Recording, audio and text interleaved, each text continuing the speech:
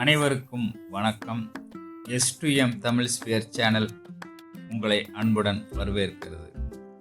தினம் ஒரு திருக்குறள் பகுதியில் இன்று நாம் காணப்போவது அதிகாரம் 61 மடியின்மை, குறள் எண் 603. மடி கொண்டொழுகும் பேதை பிறந்த குடிமடியும் தன்னினும் முந்து. ஆசிரியர் உரை. விளக்க வேண்டிய சோம்பலை தன்னிடத்தே கொண்டிருக்கும் அறிவற்றவன் தான் பிறந்த குடியின் பெருமையை அவன் அறியும் முன்பே அது அழிந்துவிடும். என் மனதில் பட்டது.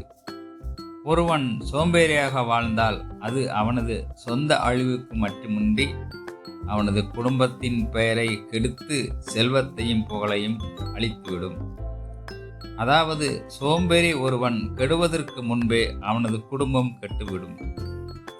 சோம்பல் ஒரு தனிநபரின் பிரச்சனை அல்ல, அது ஒட்டுமொத்த குடும்பத்தையும் சமூகத்தையும் பாதிக்கும் ஒரு பெரும் தீமை என்பதை இந்த குறட்பா உணர்த்துகிறது.